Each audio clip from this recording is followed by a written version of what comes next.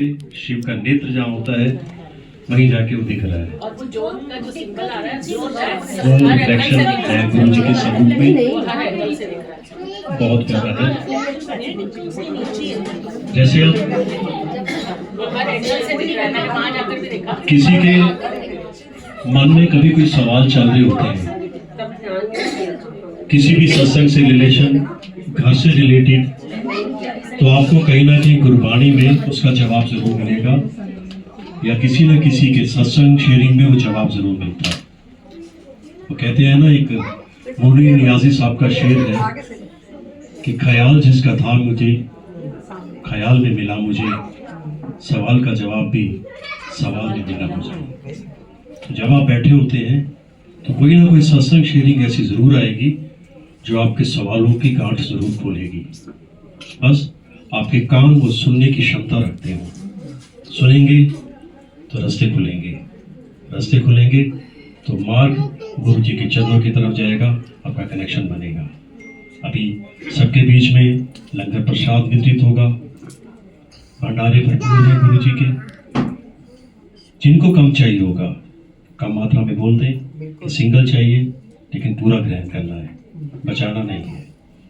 आप जितने भी यहाँ पर आए, हमें नहीं पता हमारे अंदर क्या क्या विकार रोग चल रहे हैं, हमें नहीं पता।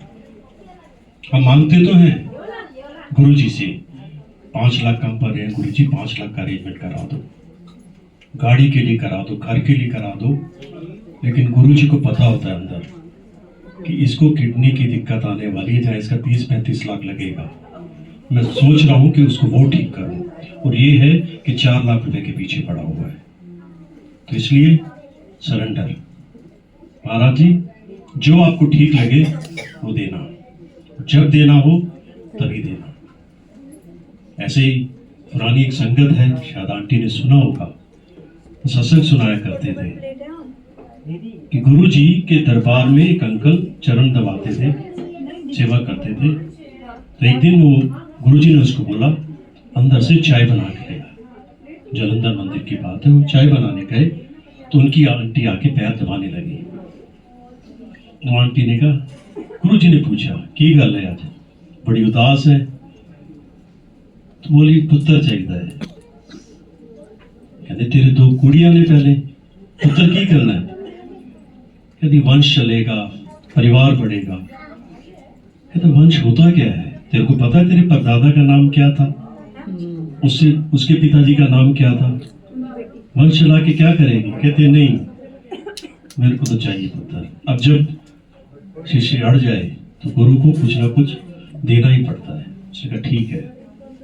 चली गई तो अंकल आए, कहते आज तेरी आंटी ना ठीक नहीं कर गई, मैं तो की होया। कहता जबरदस्ती मांग के ले गई, मैं देना नहीं सी। कहना तुसी हुण दे दिता ते कहना नहीं। कहना देखना जद ए मुंडा 11 साल का होएगा, ਇਹਦਾ जन्मदिन होएगा, ਤੁਹਾਡੇ घर सत्संग हो रहा होगा, हंसराज हंस शब्द सुना रहा होएगा, कभी डेथ हो जाएगी। कहना मैं नहीं देना चाहता, जबरदस्ती लाएगी। और वही हुआ, ये जेठा अंकल ने सुनाया था, और वही हुआ।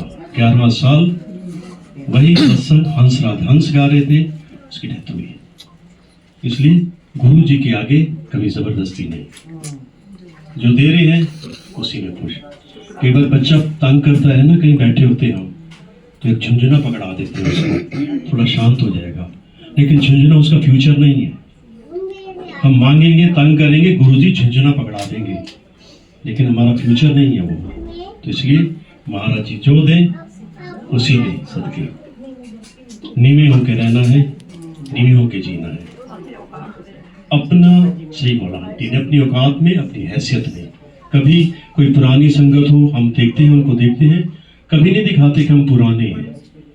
नीवे होके बैठे रहेंगे, एक तरफ होके बैठे रहेंगे।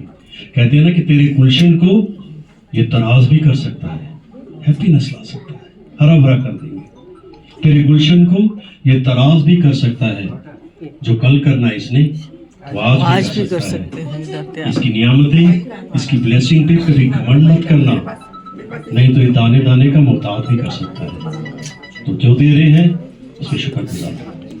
इस वक्त गद्दी पे गुरुजी विराजमान नहीं है, राधा स्वामी जी बैठे हैं, अनंत कुटिया वाले बाबा बैठे हैं, जो भी आपके आराध्य हैं, भगवान शिव है, भगवान राम है, भगवान कृष्ण है, इस वक्त तो गद्दी पे विराजमान है। आप ये मान के चलिए जो भोग प्रसाद आपको मिलेगा उन्हीं का भोग लगाया हुआ है, तो वैसे ही ग्रहण कीजिएगा। महाराज जी इस वर्ष, आने वाले हर वर्ष आपके परिवार को स्वस्थ रखें, समृद्ध रखें और खुश रखें। जय गुरु जी, शुभ रात्रि।